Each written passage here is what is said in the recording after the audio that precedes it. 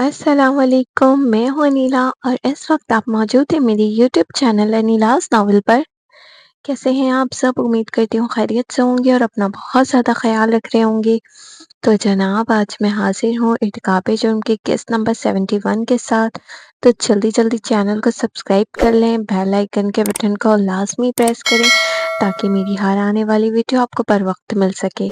Novel آپ لوگوں کو کیسی لگتی ہے اپنی رائے کا اظہار کامنٹ سیکشن میں ضرور دیا کریں، مجھے بتایا کریں، اس سے مجھے موٹیویشن ملتی ہے اور مجھے آپ لوگوں کی سپورٹ کی بہت زیادہ ضرورت ہے۔ تو پلیز مجھے سپورٹ کریں، میرے چینل کو آگے بڑھائیں کیونکہ ویوز بہت زیادہ کم آ رہے ہیں نا۔ تو پلیز مجھے سپورٹ کریں، میرے چینل اور ویڈیو کے لنکس کو اپنے دوستوں پیاروں میں شیئر کریں، ٹھیک ہے؟ زیادہ ٹائم ضائع کیے بغیر چلتے ہیں ناول کی طرف۔ کیفیٹیریا میں ہلکی سی کہما کہمی تھی، لوگ اپنی اپنی باتوں اور کپوں کی کھنک میں مصروف تھے، مگر ایک کونے میں آج ماحول کچھ اور ہی بھاری تھا۔ فضیلت نے ایک ہی میسج ٹائپ کیا اور دونوں کو بھیج دیا، کیفیٹیریا میں ابھی آؤ، ضروری بات کرنی ہے۔ کچھ ہی دیر میں شہروز اور کبیر دونوں وہاں پہنچ گئے۔ تینوں ایک ہی میز کے گرد بیٹھے تھے، مگر فضا میں خاموشی غیر معمولی تھی۔ فضیلت نے گہری سانس لی اور سیدھا ان دونوں کو دیکھتے ہوئے بولی، میں نے تم دونوں کو یہاں اپنے ایک اہم فیصلے سے آگاہ کرنے کے لیے بلایا ہے۔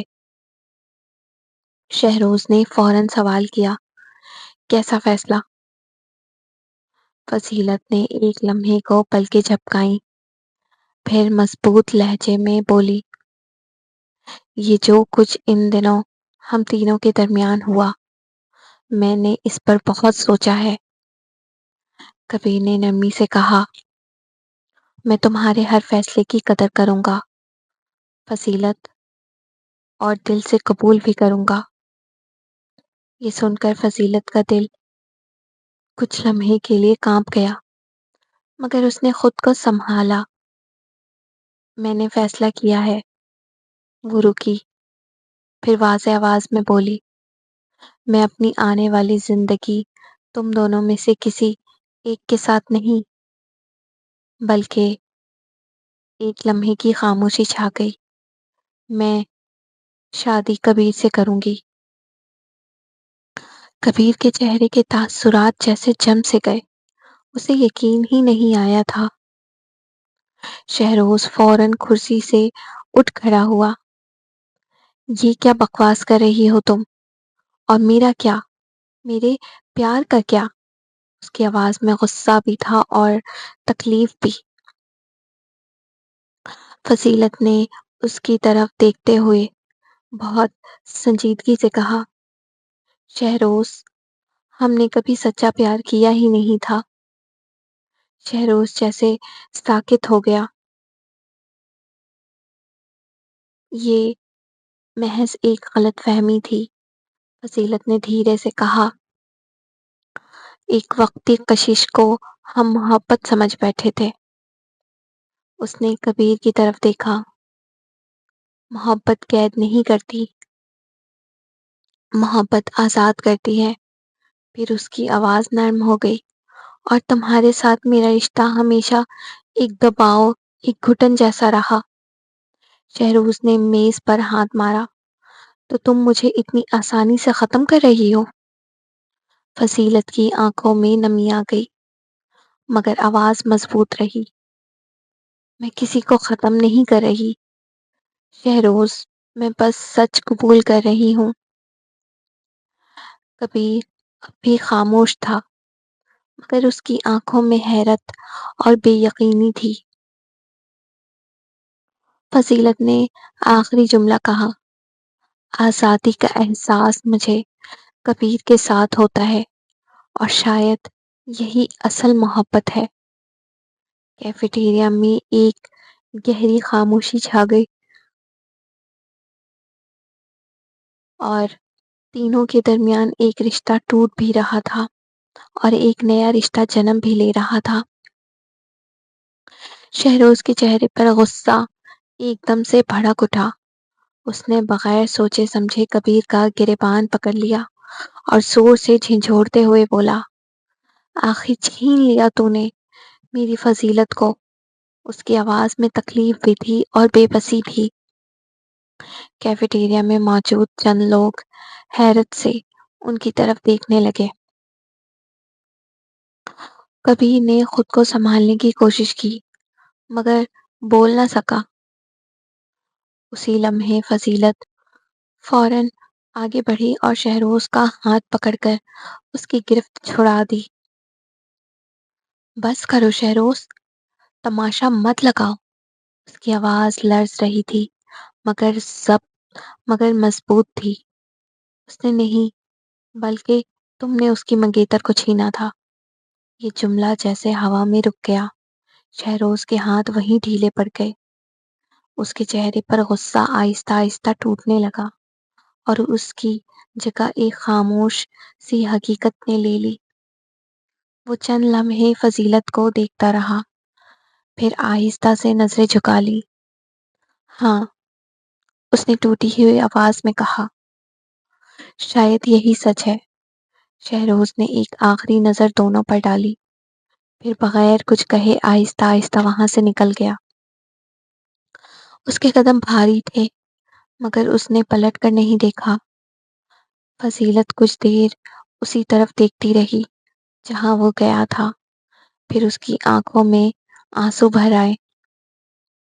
کبیر نے آہستہ سے کہا، فضیلت، مگر وہ کچھ نہ بولی۔ بس ایک لمحے بعد وہ خاموشی سے آگے بڑھی اور کبیر کے سینے سے لگ گئی۔ اس کا دل ابھی بھی بھاری تھا مگر اس نے ایک فیصلہ کر لیا تھا اور کبیر اسے صرف خاموشی سے سہارا دے رہا تھا بغیر کسی لفظ کے۔ فضیلت کچھ لمحے خاموش رہی۔ اس کے چہرے پر پریشانی کے آثار واضح تھے اور نظریں کہیں دور الجھی ہوئی تھی۔ آہستہ سے اس نے کہا، کبیر، میں نے اس بے وقوفی میں اپنے اچھے دوست کو بھی کھو دیا۔ شہروز شاید اب کبھی ویسا نہ رہے۔ اس کی آواز میں پچھتاوا صاف جھلک رہا تھا۔ کبیر نے فوراً اس کی طرف دیکھا۔ اس کے چہرے پر سنجیدگی تھی مگر لہجہ نرم تھا۔ تم پریشان نہ ہو فضیلت، وہ آہستہ سے بولا۔ وہ ابھی غصے میں ہے۔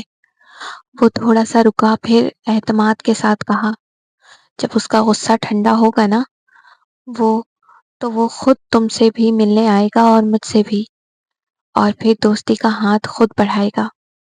فضیلت نے اس کی بات سن کر ہلکی سی سانس لی مگر آنکھوں میں فکر اب بھی باقی تھی۔ کبیر نے نرمی سے کہا، شہروز، ایسا نہیں ہے کہ اتنی چھوٹی سی بات پر رشتہ توڑ دے۔ وہ دل کا برا نہیں ہے، بس جذبات میں آ جاتا ہے۔ فضیلت نے سر ہلایا مگر دل ابھی بھی بھاری تھا۔ کبیر کی باتوں نے اسے کچھ حد تک تسلی دی لیکن شہروز کی خاموشی کا احساس دونوں کے دل میں کہیں نہ کہیں باقی رہ گیا تھا۔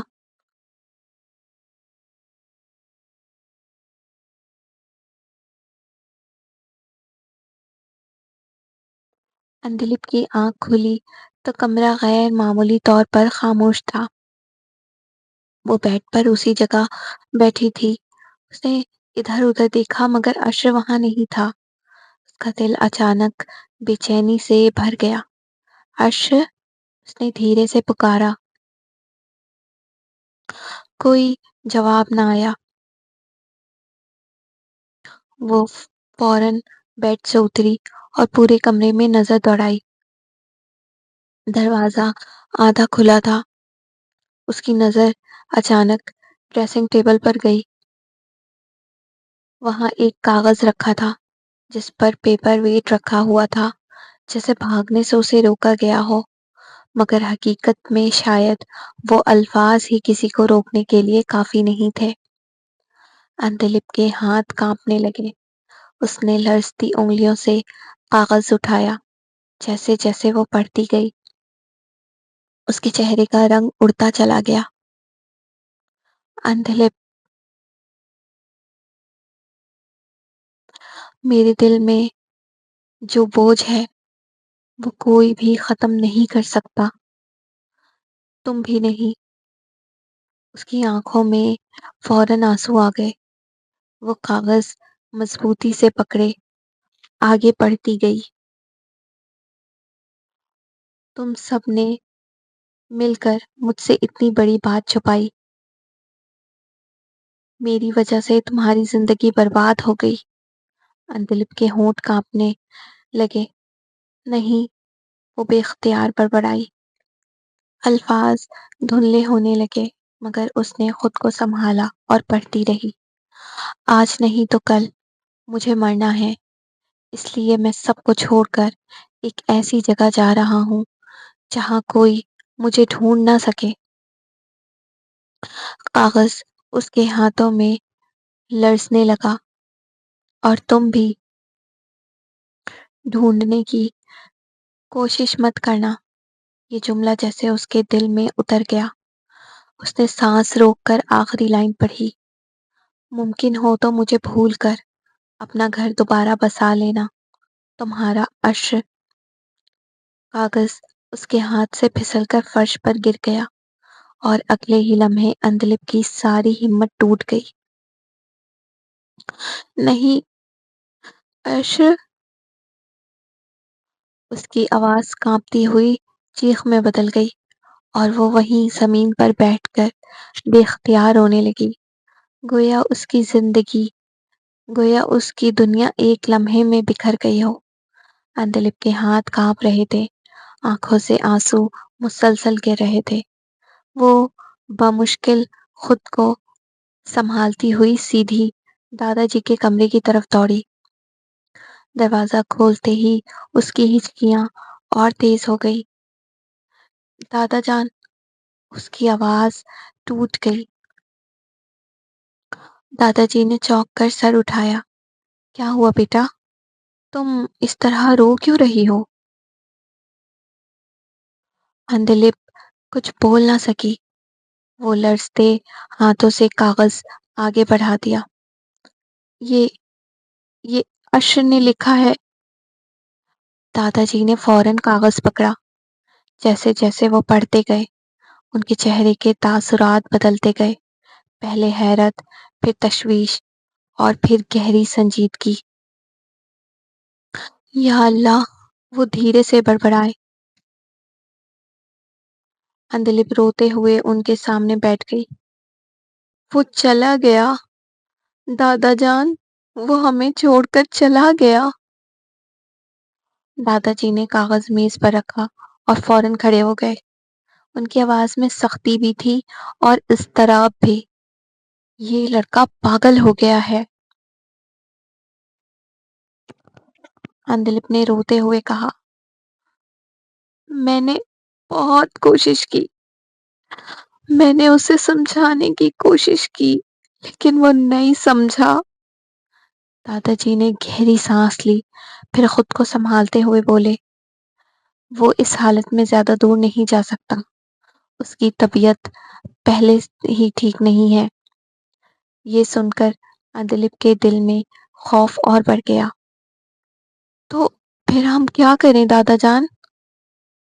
دادا جی نے لمحہ بھر سوچا، پھر فیصلہ کن لہجے میں کہا، ہم اسے ڈھونڈیں گے، ابھی اور اسی وقت۔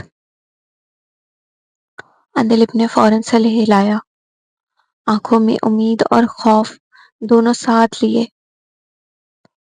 میں بھی جاؤں گی آپ کے ساتھ۔ دادا جی نے اسے دیکھا، پھر نرمی سے کہا، ہاں، تمہیں آنا ہوگا، کیونکہ تم ہی وہ واحد انسان ہو جو اسے واپس لا سکتی ہو۔ اندلپ کے ہاتھ مسلسل کانپ رہے تھے جب اس نے آیت کو فون کیا۔ آیت! عشر! وہ گھر چھوڑ کر چلا گیا ہے۔ اس کی آواز روتے روتے ٹوٹ رہی تھی۔ آیت ایک لمحے کو ساکت رہ گیا، پھر فوراً بولا، میں آ رہا ہوں۔ تم پریشان نہیں ہو، ہم اسے ڈھونڈ لیں گے۔ چند ہی منٹوں میں وہ دادا جی کے گھر پہنچ گیا۔ ماحول پہلے سے ہی سوگوار تھا، کسی کے چہرے پر سکون نہیں تھا۔ بغیر دیر کیے سب پولیس اسٹیشن پہنچ گئے۔ اندر پہنچتے ہی انسپکٹر نے تفصیل سنی اور فائل کھول کر سنجیدگی سے رپورٹ درج کرنا شروع کی۔ اندر بار بار ایک ہی بات دہرا رہی تھی، وہ ٹھیک نہیں تھا، وہ بہت کمزور تھا، بہت ٹوٹا ہوا تھا، پلیز اسے ڈھونڈ لے۔ دادا جی نے خود کو سنبھالتے ہوئے ساری صورتحال واضح کی۔ انسپکٹر نے فوراً وائرلیس پر ہدایت دی، تمام ناکے الرٹ کیے جائیں، ایئرپورٹ، ریلوے اسٹیشن، بس ٹرمینلز، ہر جگہ چیکنگ سخت کی جائے۔ چند لمحوں میں شہر بھر میں الرٹ جاری ہو گیا۔ عائد نے اندلپ کو سہارا دیتے ہوئے کہا، وہ زیادہ دور نہیں گیا ہوگا، ہم اسے ڈھونڈ لیں گے۔ مگر اندلپ کی آنکھوں میں خوف بڑھتا جا رہا تھا۔ اگر اس نے کچھ غلط فیصلہ کر لیا تو؟ اس کی آواز بند ہو گئی۔ دادا جی نے سختی سے کہا، نہیں، وہ میرا خون ہے، میرا بچہ ہے، وہ اسے ہار نہیں مان سکتا۔ پولیس اہلکار ہر طرف متحرک ہو گئے۔ ایئرپورٹ پر چیکنگ شروع ہوئی، ریلوے اسٹیشن پر مسافروں کی تصدیق ہونے لگی اور بس اسٹینڈ پر ہر آنے جانے والے پر نظر رکھی جانے لگی۔ پورا شہر جیسے ایک ہی شخص کی تلاش میں جاگ اٹھا تھا اور سب کے دل میں ایک ہی دعا تھی کہ عشر جلدی مل جائے۔ آج کے ایپیسوڈ کا اختتام ہوا۔ آپ لوگوں کو ایپیسوڈ کیسی لگی؟ اپنی رائے کا اظہار کمنٹ سیکشن میں ضرور دیجیے گا، مجھے بتائیے گا۔ میں آپ لوگوں کے پیارے پیارے کمنٹ کا انتظار کروں گی اور مجھے آپ لوگوں کے سپورٹ کی بہت زیادہ ضرورت ہے، جو کہ میں بار بار کہتی ہوں، تو مجھے سپورٹ کریں۔ اور آپ لوگ کس طرح سپورٹ کر سکتے ہیں، یعنی کہ آپ لوگ میرے چینل اور ویڈیو کو اپنے دوستوں اور پیاروں میں شیئر کریں گے تو میرے چینل پہ ویوز بڑھے گا اور یہی میرے لیے آپ لوگوں کی سپورٹ ہوگی۔ تو پلیز مجھے سپورٹ کریں نا، تاکہ میرا ناول جو ہے وہ آگے بڑھ سکے، اس سے میرا چینل گرو ہوگا۔ تو مجھے اپنے دعاؤں میں یاد رکھیے گا۔ ملتے ہیں نئے ایپیسوڈ میں۔ اللہ حافظ۔